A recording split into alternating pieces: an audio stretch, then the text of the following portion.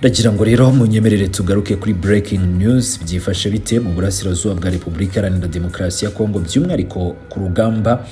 Amakuru menshi aremeza ko n'ubundi ku munsi w'ejo impande zihanganye, ubwo navuga M23 n'ihuriro rya Leta rinini, biriwe barasana mu bice bitandukanye, haba muri Kivu y'Amajyepfo na Kivu y'Amajyaruguru. Drones za CH4 zagiye kumisha ibibombe ku birindiro bya M23 yaba muri Kivu y'Amajyepfo ndetse na Kivu y'Amajyaruguru. Ariko kandi ibi byose birakorwa n'ubutegetsi bwa Kinshasa. Ni mu gihe ejo bundi nibwo bashyize umukono ku masezerano yo kubahiriza agahenge, yewe rero banashyiraho itsinda rigomba gukurikirana iyubahirizwa ry'ako gahenge. Ribo hasanitse subscribe ngiye kwifashisha amakuru menshi yiri wavugwa ku munsi w'ejo mugezeho uko byifashe mu burasirazuba bwa Repubulika Iharanira Demokarasi ya Kongo. Ngana ku musozo ndaza kugaruka kuri aya makuru ashimishije yemeza ko n'ubundi u Rwanda rukomeje gushyira mu bikorwa ibyo rwiyemeje, rwakira izindi mpunzi zari zarafashwe bugwate n'abajenosideri bo muri FDLR abagera kuri 277 ku munsi w'ejo n'ubundi bakiriwe mu karere ka Rubavu. Reka aya makuru tuyahere kuri izi drones za CH4, ni drones za FARDC zarashe kuri M23 inzibira ndetse na Mpeti. No umutwe wa M23 watanze impuruza ni nyuma yuko ihuriro ry'ingabo za Leta Repubulika Iharanira Demokarasi ya Kongo ryongeye kwica agahenge impande zombi zumvikanyeho. Ni muri uku kwezi nibwo M23 na Leta Repubulika Iharanira Demokarasi ya Kongo basinye i Doha muri Katari amasezerano y'agahenge, banemeza rwose gushyiraho urwego rugomba gukurikirana iyubahirizwa ry'ako gahenge. Umuvugizi wa M23 Bwana Lawrence Kanyuka abinyujije ku rukuta rwa X yatangaje ko kuri uyu wa kabiri tariki ya 21 Ukwakira ingabo za Leta ngo zishe agahenge ni nyuma yo kurasa mu duce twa Mpeti ni muri teritwari ya Masisi muri Kivu y'Amajyaruguru na Nzibira muri teritwari ya Warungu ni muri Kivu y'Amajyepfo. Ntereye amaso muri iryo tangazo yagize ati M23 iratanga impuruza ku banyagihugu n'amahanga ni kwiyicwa ry'agahenge rikomeje gukorwa n'ubutegetsi bwa Kinshasa. Nk'ubwo ngubwo kuri uyu wa kabiri tariki ya 21 Ukwakira izo ngabo zagabye ibitero zibifashijwemo na drones za CH4, uruhererekane rw'ibitero byibasiriye uduce dutuwe cyane twa Mpeti, Nzibira ndetse no mu nkengero z'utwo duce. Izo drones zashyize mu byago ubuzima bw'abaturage benshi b'inzirakarengane. M23 yavuze ko yifatanyije n'abaturage ndetse ikaba inamenyesha ko yiteguye kubarinda no gukemura ibibazo byugarije igihugu biciye mu gukomeza gushyira imbere umuturage no kumurinda. Ibi bitero byo muri Mpeti na Nzibira birakurikira ibyo ingabo za Leta zagabye kuri M23 mu gace ka Kalembe ni muri Masisi, nabwo hakoreshejwe drones z'intambara. Izi ngabo kandi kuri uyu wa kabiri amakuru akavuga ko zanagabye ibitero ku birindiro bya M23 biherereye mu gace ka Tongo ho muri teritwari ya Rucuru, ahabereye imirwano ikomeye nk'uko ngiye gukomeza mbigarukaho.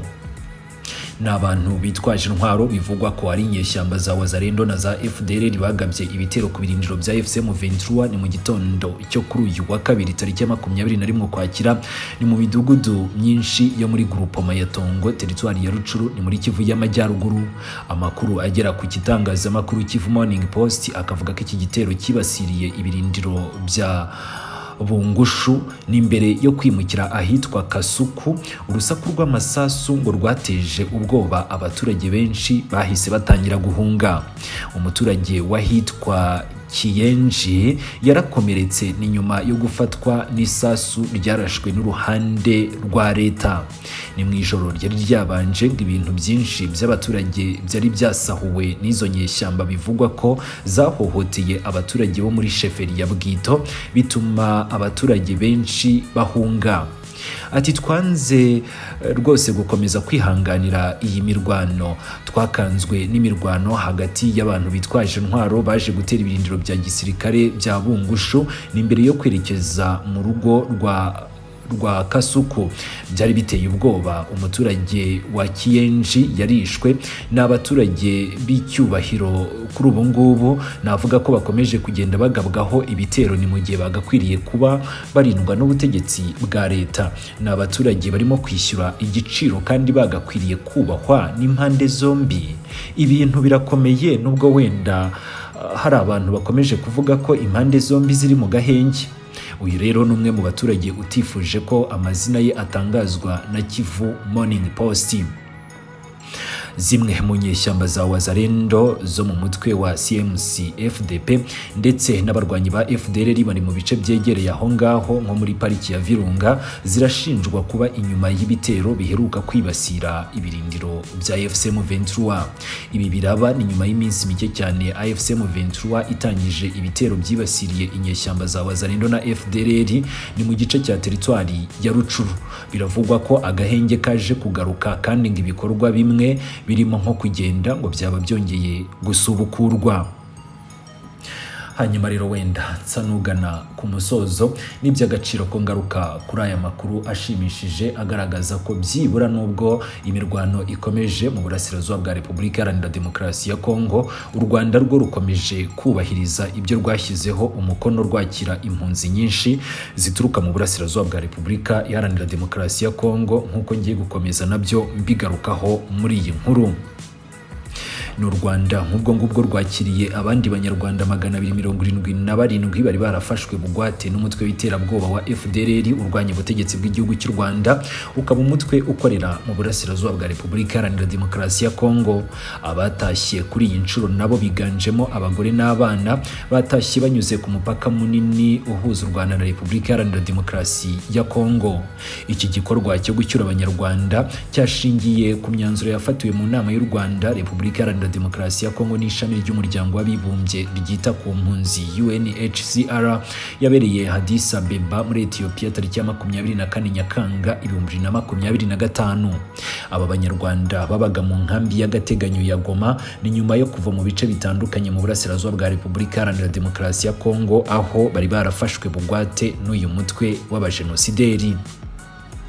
Umuyobozi w'akarere ka Rubavu Murindwa Prosperi yijeje aba banyarwanda batahutse ko leta ifite gahunda nyinshi zizabafasha rwose mu kubona uko batangira ubuzima, babaha amikoro kandi bakabinjiza mu buzima busanzwe. Ati bahita rwose binjizwa muri gahunda zo gufasha abanyarwanda bafite amikoro make kwivana mu bibazo, kandi bakaba bemerewe gukomeza gufatanya n'abandi banyarwanda mu rwego rwo guteza imbere igihugu. Niyo mpamvu rero abaturage basanze bagomba nabo kubafasha hashingiwe ku byo bakeneye, amahirwe ahari ndetse n'aho batuye.